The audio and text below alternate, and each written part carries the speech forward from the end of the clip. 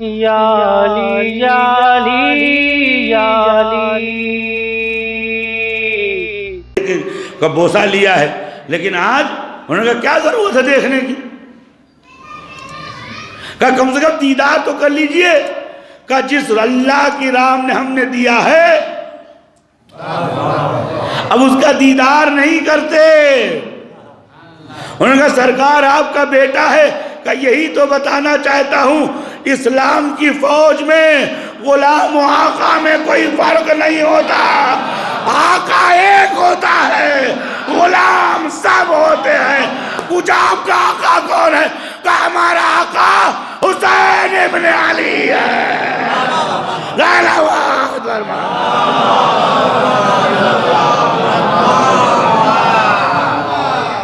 لہذا ہر نفس کو موت کا مزہ چکھنا ہے۔ جو موت سے ڈر جاتے ہیں وہ ڈر جاتے ہیں، لیکن جو موت سے ڈرتے نہیں ان کا کوئی انتظام دنیا نہیں کر سکتی۔ مشہور تھا کہ یہ ISI داعش والے موت سے نہیں ڈرتے،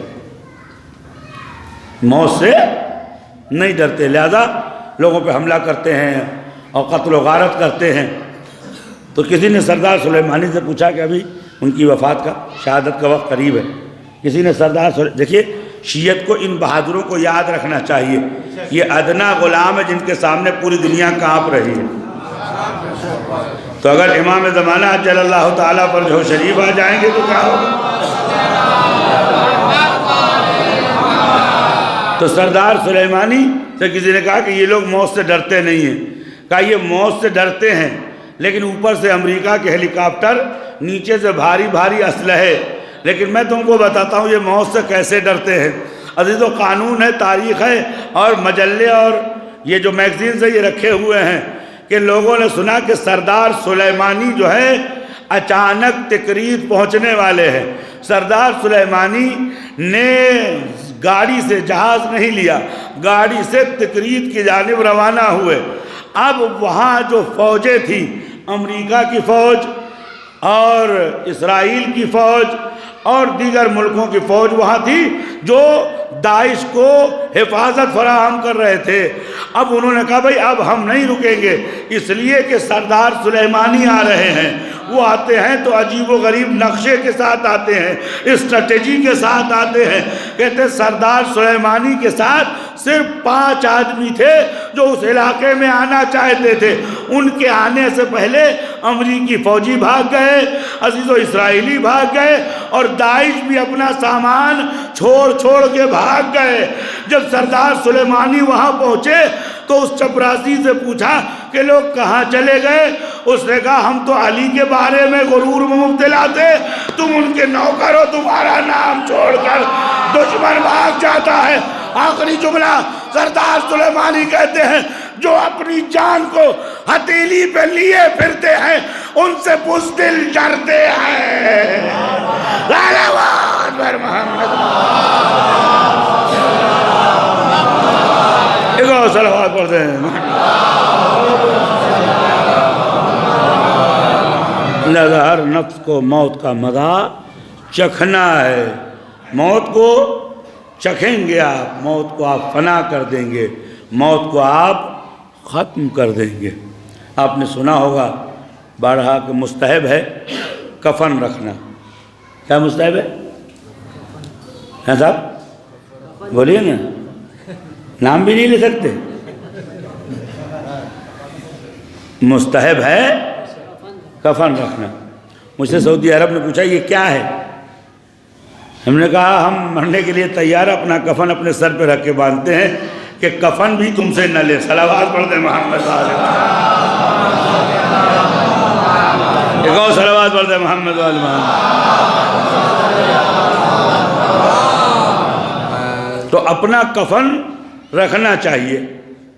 کیا رکھنا چاہیے؟ اس کے بعد مستحب ہے کہ شب جمعہ کو اس کو نکال کے اس پہ نظر کرنی چاہیے۔ ایسا کیوں ہے؟ ہم نے غور کیا کہ کفن رکھنا چاہیے۔ بہت پرانی بات ہے کہ ایک صاحب عراق سے یا قم سے وطن تشریف لے آئے اپنے، تو ایک بڑی بوڑھی تھی، انہوں نے کہا بھیا کیا لائے ہو تحفہ؟ تو انہوں نے کہا میں تحفہ آخرت لایا ہوں. کہا ہے بابو دکھاؤ ذرا تحفہ آخرت. انہوں نے نکالا تو انہوں نے کہا ہم ہی ملے تھے کفن پہنانے کے لیے. آدمی پستہ لاتا ہے، بادام لاتا ہے، خرما لاتا ہے، کھجور لاتا ہے، تم کفن لے آئے ہو. اپنی اماں کو دے دو، اپنی بہن کو دے دو، ہمیں کیوں دے رہے ہو؟ لیکن آج الحمدللہ جو بھی کربلا جاتا ہے تو ہر آدمی کہتا بھائی کفن لے آنا، کفن لے آنا. پہلے کفن سے ڈر لگتا تھا، اب بغیر کفن کے گھبراہٹ ہوتی ہے. آواز پڑھ دے محمد.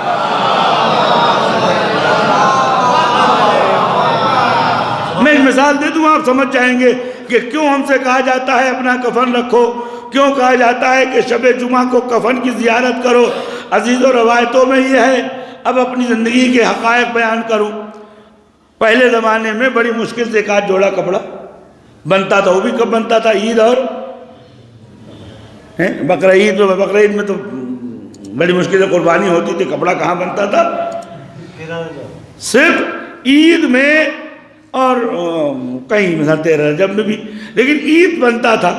تو عید کا کپڑا چونکہ ٹیلر کے ہاں، درزی کے ہاں بھیڑ بہت ہوتی تھی، 21 کے بعد 23 کے بعد دے دیا جاتا تھا، یا وہ 23 سے 21 سے پہلے پہنچا دیتا تھا یا 21 کے بعد پہنچاتا تھا. تو اب میں اپنی کیفیت بتاؤں کہ ہم لوگ آدھی رات اٹھ کے وہ صندوق کھولتے تھے اور اس کپڑے کو نکالتے تھے، اور تصور میں عید کے دن کو تصور کرتے تھے کہ عیدگاہ جائیں گے، نماز پڑھیں گے، وہاں سارے لوگ نئے کپڑے پہنے ہوں گے، بڑے بزرگ عیدی دیں گے، پھر محلے میں جائیں گے، نانی سے عیدی لیں گے، خالہ سے عیدی لیں گے، چچا سے عیدی لیں گے. تو اب انتظار کرتے تھے کہ اماں آج 23 ہے، کب 29 ہوگی کہ عید آئے. جیسے جیسے تاریخ بڑھتی جاتی تھی عزیزوں دل مچلتا جاتا تھا، کب عید آئے گی، کب عید آئے گی. اس لیے کہ اس دن ملاقات بھی ہوگی اپنوں سے، اور انعام بھی ملے گا، تحفہ بھی ملے گا، ہدیہ بھی ملے گا. میں کہہ گیا عزیزوں، آل محمد نے درس دیا ہے، یہ کفن نہیں ہے، لباس عید ہے. نہیں نہیں نہیں نہیں، لباس عید ہے. کفن جمعرات کو رکھو تو جب سوچو گے اس کو پہنوں گا تو مولا علی سے ملاقات ہوگی. نہیں، پیچھے والوں کو یقین نہیں ہے اس بات کے اوپر. مولا علی سے ملاقات ہوگی، حضرت زہرا سے ملاقات ہوگی، آقا حسین سے ملاقات ہوگی، عباس سے ملاقات ہوگی. عزیزوں تحفے ملیں گے، انعام ملیں گے. تو جس کے لیے کفن ہے وہ مردے ہیں، ہمارے لیے پیرہن عشق ہے، ہم زندہ ہیں.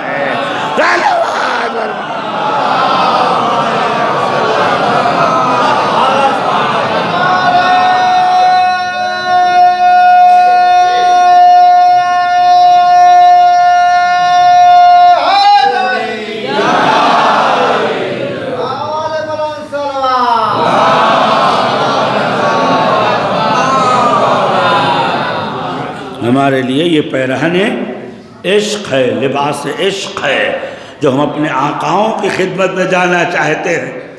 اب جس کا وہاں کچھ نہیں تو وہ کفن دیکھ کے گھبراتا ہے، قبر دیکھ کے گھبراتا ہے. کیوں؟ اس لیے کہ وہاں تحفہ نہیں ہے، ڈنڈا ہے، وہاں عذاب ہے، اذیت ہے. چونکہ جس کا وہاں کچھ نہیں ہوتا وہ کفن دیکھ کے گھبراتا ہے، لیکن جس کا معاملہ وہاں آباد ہوتا ہے وہ کفن دیکھ کے خوش ہوتا ہے. عزیز ایک بات کہنا، الدنیا مزرعۃ الآخرہ، تھوڑی سی تبلیغ. الدنیا مزرعۃ الآخرہ، دنیا آخرت کی کھیتی ہے. آپ یہاں سے جیسا بھیجیے گا ویسا ہی وہاں دریافت کیجیے گا. اب میں مثال دے رہا ہوں، میں اور ساغر صاحب دونوں دبئی کمانے گئے. اب میں نے دبئی میں پہلی تنخواہ میں گاڑی خریدی، اس کے بعد جو ہے میں نے جو ہے ایک فلیٹ خریدا، اس کے بعد اس فلیٹ میں میں نے ڈنلپ کا گدا لگایا، اس میں 56 انچی کا ٹی وی لگایا، اور اس کے بعد رول رائس گھڑی خریدی ہیں، اور ای والا انٹرنیٹ کا حقہ خریدا ہے، الیکٹرانک حقہ، اس کے بعد بڑھیا لیپ ٹاپ خریدا، پھر میں نے وہاں الگ الگ شو روم میں الگ الگ اشیاء پسند کی، سب لاتا رہا۔ مولانا ساغر صاحب نے پہلی تنخواہ بھیجی تو بھیج دی، گھر والد صاحب سے کہا کہ امام بارگاہ بنوا دیجئے گا۔ میں نے دوسری تنخواہ اٹھائی تو بڑھیا جوتے خریدے، جاکٹیں خریدی۔ ساغر صاحب نے والد صاحب کو پیسہ بھیجا کہ دیکھیے مسجد میں نل لگوا دیجئے گا۔ اس کے بعد میں ادھر آباد کرتا رہا، وہ ادھر پیسہ بھیجتے رہے۔ والد صاحب نے کہا اس تنخواہ سے ہم نے زمین لی ہے، اس تنخواہ سے باغ لیا ہے، اس تنخواہ سے ہم نے فلیٹ لیا ہے، اس تنخواہ سے آپ کے لیے گاڑی لیا ہے، اس تنخواہ سے ہم نے راستہ بنوا دیا ہے، اس تنخواہ سے سمرسیبل لگا دیا ہے، اس تنخواہ سے آپ کے گھر میں ہیٹر لگا لیا ہے۔ 10 سال کے بعد حاکم کا حکم ہوا کہ دبئی چھوڑو۔ نہیں ذرا بات سمجھو، 10 سال کے بعد حکم ہوا کہ دبئی چھوڑو، تو ساغر صاحب خوشی سے جھوم رہے ہیں۔ میری آفت آئی ہوئی ہے، کبھی ٹی وی تکتا ہوں، کبھی فریج تکتا ہوں، اور اگر بیوی ہو تو بیوی تکتا ہوں، سارا سامان دیکھتا ہوں۔ اب ایک ہفتے میں نہ بینک خالی کر سکتا ہوں، نہ بزنس سمیٹ سکتا ہوں، نہ گاڑی بیچ سکتا ہوں۔ نتیجہ یہ ہوا کہ جب ساغر صاحب چل رہے تھے تو ایک بریف کیس اپنے اہل محلہ کے لیے، ایک بریف کیس اپنے بچوں کے لیے، ایک بریف کیس میں تحفہ طوائف عوام کے لیے، اور میں خالی ہاتھ میں پنی لے کر جا رہا ہوں۔ ان کا ہر قدم ان کو سرور دے رہا ہے، خوشی دے رہا ہے، مزے دے رہا ہے، لطف دے رہا ہے۔ میرا ہر قدم قبر ہے، لعنت ہے، ذلت ہے، پچھتاوا ہے، ندامت ہے۔ یہ بھی فلائٹ پہ بیٹھے، میں بھی بیٹھا، اب میں کھڑکی بند کر کے سر جھکا کے رو رہا ہوں، اور یہ کھڑکی کھول کے افق دیکھ رہے ہیں۔ کب بمبئی آئے، بمبئی سے میں اعظم گڑھ کے ایئرپورٹ پہ اتروں، اعظم گڑھ سے بھدلی آؤں، لیکن عزیزو میرے لیے عذاب ہے، ان کے لیے خوشی ہے۔ عزیزو اب گاڑی پہ بیٹھے، میں نے کہا میں نے انہوں نے کہا شیولی کے ہیں، آپ کو اتار دوں گا راستے میں، میرے ساتھ چلیے۔ اب ساغر صاحب آئے، والد صاحب آگے بیٹھے ہوئے ہیں۔ بیٹا وہ جو تنخواہ بھیجی تھی اس سے یہ کھیت ہم نے لیا ہے، وہ جو تنخواہ بھیجی تھی ہم نے وہ باغ لیا ہے، وہ دور سے جو تمہیں فارم ہاؤس دکھائی دے رہا ہے وہ اس تنخواہ کا ہے۔ اب ساغر صاحب خوشی سے سرور سے ایک دم مست میدان ہے کہ شکر ہے میری محنت وصول ہوئی، ضائع نہیں ہوئی، عمر برباد نہیں ہوئی۔ اب جو میں دیکھ رہا ہوں، اے کاش میں بھی بھیجا ہوتا، میں نے بھی خریدا ہوتا، میں نے بھی آباد کیا ہوتا۔ اب میں چنگی پہ اتر کے کہ مولانا گودام پہ چھوڑ دوں گا، کہ کس منہ سے جاؤں گا، کس منہ سے جاؤں گا؟ یہاں کے لیے تو کچھ لے کے نہیں آیا، سب دبئی میں بھرا پڑا ہے۔ ایک جملہ کہنے دیجئے، دنیا و آخرت ایسے ہی ہے، جس نے یہاں رہ کے وہاں آباد کیا، جس نے یہاں رہ کے وہاں آباد کیا اس کی کیفیت الگ ہوتی ہے، جس نے یہاں رہ کے یہی آباد کیا اس کی کیفیت الگ ہے۔ بیماری ہوئی، کانپنے لگا، گھبرانے لگا، اب سورہ یاسین لے آؤ، دعائے زاشورہ لے آؤ، خاک چپا لاؤ، عمر تو ساری کٹی عشق پتا میں مومن، آخری وقت میں کیا خاک مسلمان ہو گئے۔ صلوات بر محمد۔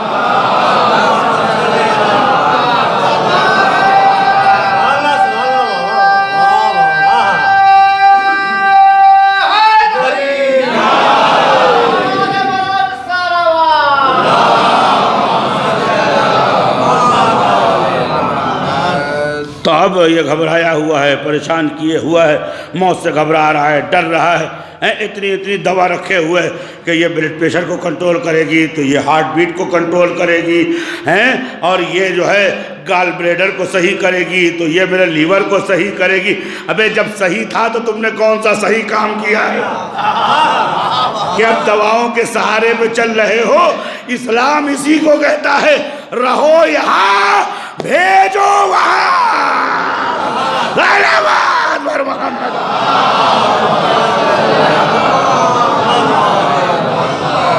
اب قبلہ کا حال سن لیجئے کہ جو انہوں نے دنیا و آخرت آباد کی تھی، قبلہ معاف کیجئے گا، اب کیا ہوا؟ آپ کو یہ لگا یا مجھے آپ کو یا جس کو بھی لگا کہ دل میں درد ہے، لوگوں نے کہا صاحب کہیں اٹیک نہ ہو جائے۔ انہوں نے کہا جس کو تم اٹیک کہتے ہو اسے میں نسیم جنت کی ہوا سمجھتا ہوں۔ قبلہ کہیں مر نہ جائے، خدا تمہارے منہ میں گھی شکر رکھے۔ موت سے اسے ڈر ہے جو ویرانوں میں جا رہا ہو، صحروں میں جا رہا ہو۔ ہم تو موت سے ہمارا اکاؤنٹ کھل جائے گا۔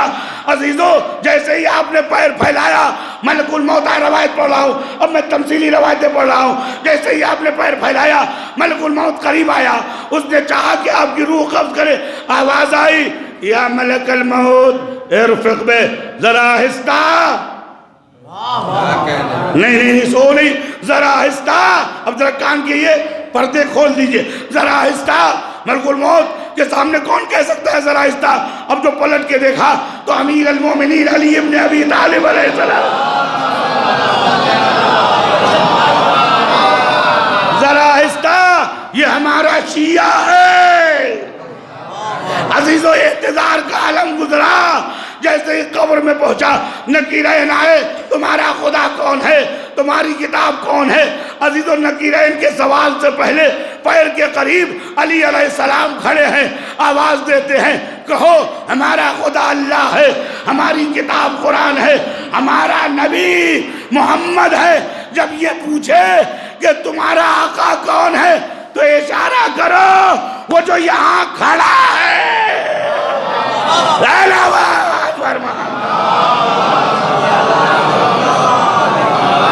ایک اور صلوات پڑھ دے۔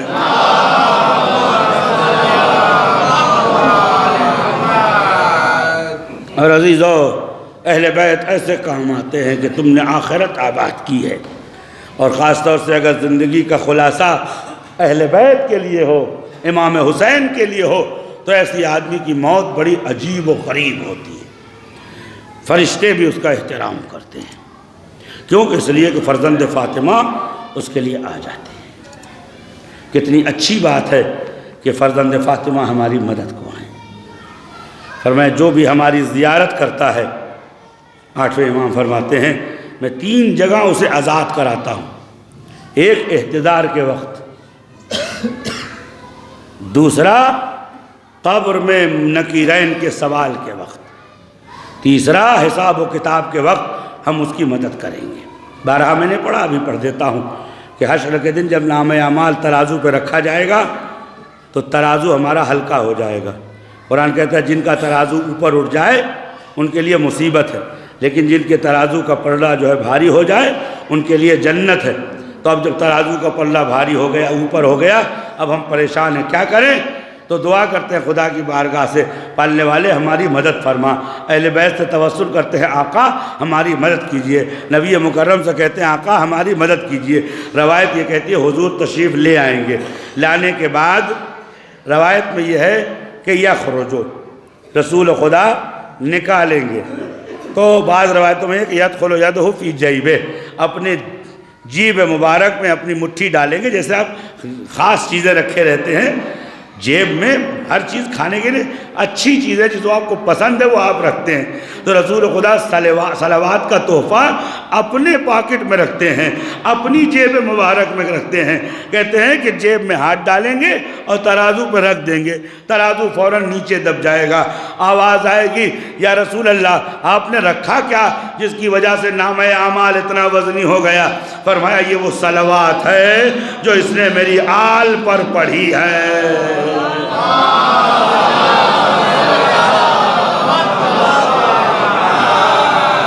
انشاءاللہ المستعان جب موت آئے تو خدا ہمیں شرمندہ نہ کرے، آل محمد ہمارے کام آئے، ہمیں اس دنیا کے بجائے اس دنیا کو آباد کرنے کی توفیق ہونی چاہیے۔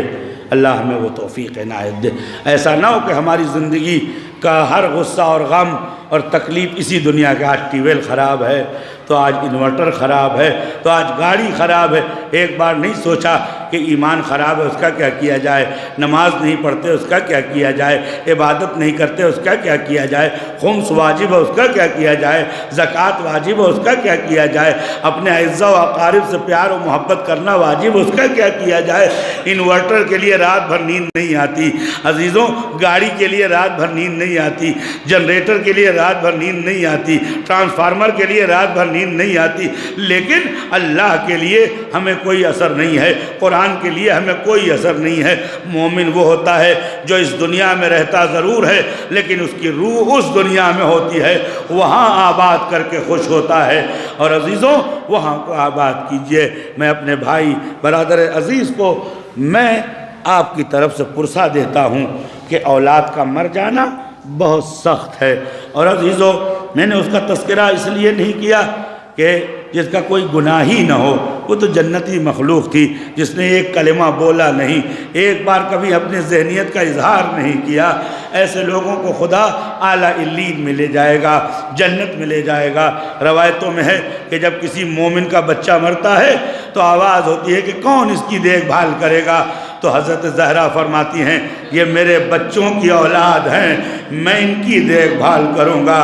آج عالمین خوشحال ہے کہ وہ حضرت زہرا کے زیر سرپرستی ہے، بی بی کی دیکھ بھال میں ہے، لیکن عزیزوں بیٹی کا درد کیا ہوتا ہے ہم سے پوچھئے، ہمارے بھائی سے پوچھئے، اعزاء و اقارب سے پوچھئے۔ وہ بیٹی بظاہر معذور تھی لیکن ماں گود میں لیے لیے پھرتی تھی، باپ گود میں لیے لیے پھرتا تھا۔ جب کھانے کا وقت آتا تھا تو اپنے ہاتھ سے کھانا تیار کر کے ماں کھلاتی تھی، باپ پیار بھری نظروں سے دیکھتا تھا۔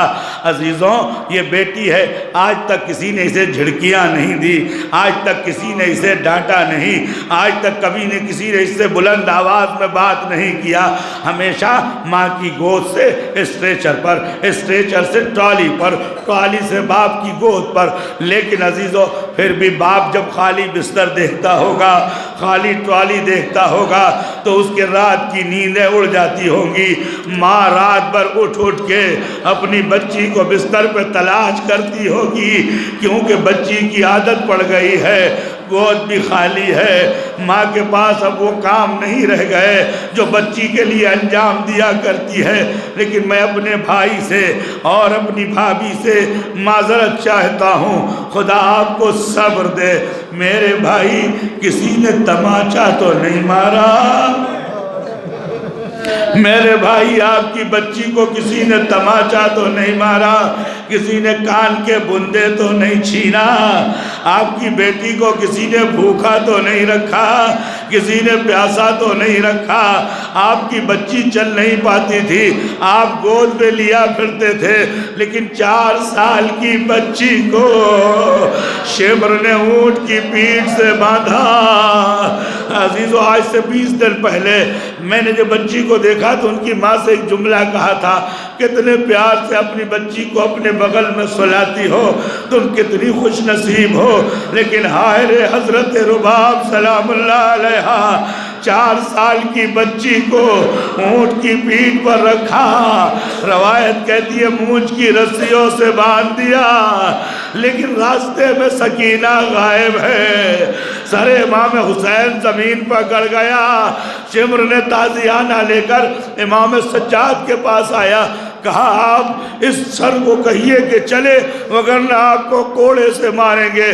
امام نے کہا بابا میری کمر جھک گئی ہے، بابا کربلا سے کوفے تک کوڑے کھاتے کھاتے میرا بدن زخمی ہو گیا ہے، بابا چلیے نا بابا۔ فرمایا اے میرے لال کیسے چلوں، میری سکینہ صحرا میں گر گئی ہے۔ علامہ دربندی فرماتے ہیں جب کس کے باندھا تھا تو گری کیسے؟ فرماتے مونچھ کی رسیاں اگر تر ہو جائیں تو گرے ڈھیلی ہو جاتی ہے۔ دوسرا سوال کیسے تر ہوئی؟ کہ جب اونٹ دوڑتا تھا رسیاں بدن کو رگڑ دیتی تھی، خون جاری ہو گیا، مشکیں ڈھیلی ہو گئی، سکینہ منہ کے بعد زمین پہ گر گئی، قافلہ آگے بڑھ گیا۔ لیکن سکینہ اکیلے ہے۔ عزیزو، بچی کی دادی بھی نہیں ہے لیکن نانی موجود ہے۔ نانی نے آ کے سن کے آ کے موجود ہے، کہہ رہی تھی مولانا میری گود اجڑ گئی، میں آپ سے کہتا ہوں کہ اچانک حضرت سجاد و زینب و کلثوم و رباب سکینہ کو تلاش کرنے لگی۔ دور سے کیا دیکھا؟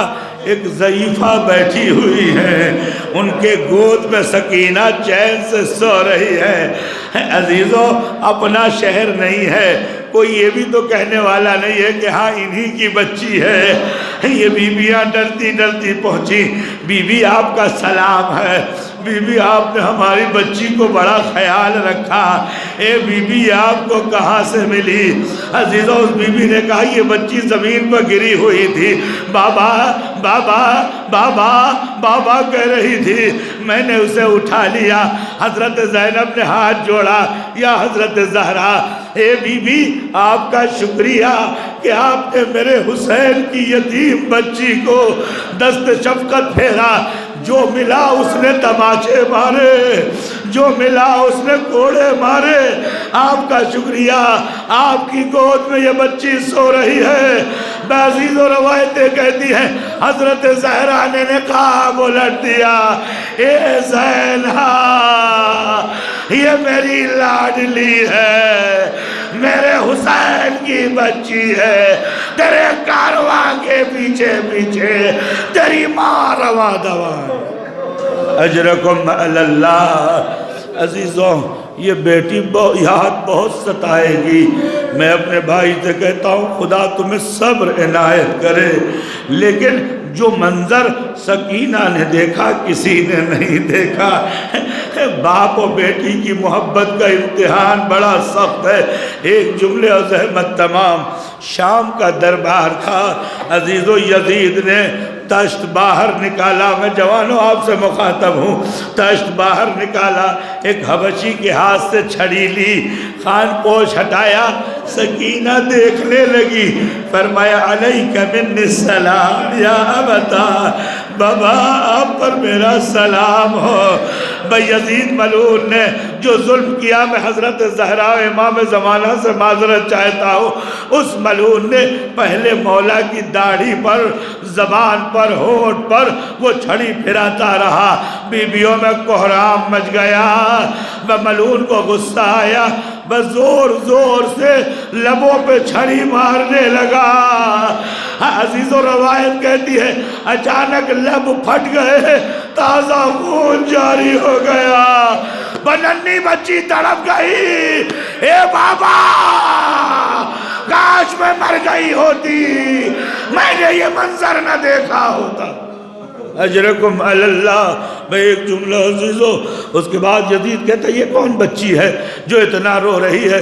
کہا یہ حسین کی عاشقہ ہے، یہ حسین کی بیٹی ہے، یہ حسین کے سینے پہ سر رکھ کے سوتی تھی۔ یزید نے کہا کہ اے سکینہ تمہیں بابا کا سر چاہیے۔ عزیزو، 10 محرم سے لے کر آج سکینہ کو سفر تک بابا کا سر نصیب نہ ہوا، بدور سے بابا کی زیارت کی ہے۔ آپ سب کو زیارت امام حسین نصیب ہو۔ یزید نے کہا پڑھ کے لے لو، سکینہ نے چاہا پڑھ کے لے لے، ملعون نے کہا ٹھہرو، مگر تم نہ کہتی تھی کہ بابا سے بہت محبت کرتی ہو اور حسین تم سے محبت کرتے ہیں؟ کہا ہاں، کہا تو صحیح کہ یہ سر اپنی جگہ سے اٹھے تمہاری گود میں آ جائے۔ بس سکینہ نے رخ کیا۔ یہ واقعہ علماء کرام نے پڑھا ہے، مقتل میں نہیں ہے۔ عزیزوں، میں نے غلام عسکری صاحب سے سنا ہے، علامہ ذیشان حیدر جوادی سے سنا ہے، اور باقی علماء سے سنا ہے۔ اس کی ذمہ داری ان مقدس و بزرگ علماء پہ ہے۔ حضرت سکینہ نے کہا بابا تماچے کھائے آسان ہے، بابا بندے چھینے آسان ہے، پشت شتر پہ باندھا گیا آسان ہے، کرتا جلا آسان ہے، لیکن بابا آج میری محبت کا امتحان ہے، بابا میری گود میں آ جاؤ، کہیں یزید میرا مذاق نہ اڑائے۔ عزیز علماء بیان کرتے ہیں بس سر اپنی جگہ سے اٹھا، سکینہ کی گود میں آ گیا، سکینہ نے رخسار کو رخسار پہ رکھا، اے بابا مجھے تماچے مارے، اے بابا میرے بندے چھینے، سیعلم الذین ظلموا ایام غلبوا الا لعنت اللہ علی قوم الظالمین۔ ربنا تقبل منا انک انت السمیع العلیم، آمین یا رب العالمین۔ خدایا بحق محمد و آل محمد مغفورہ و مرحومہ کو جوار آل محمد پہ جگہ عنایت فرما۔ برادر عزیز اور متعلقین اور ہم سب کو صبر جمیل عنایت فرما۔ باپ کے دلوں پہ مرہم رکھ، ماں کے زخموں پر صبر جمیل کا مرہم قرار دے۔ خدایا بحق محمد و آل محمد امام زمانہ کے ظہور میں تعجیل فرما، علماء و مراجع اعظام کی حفاظت فرما۔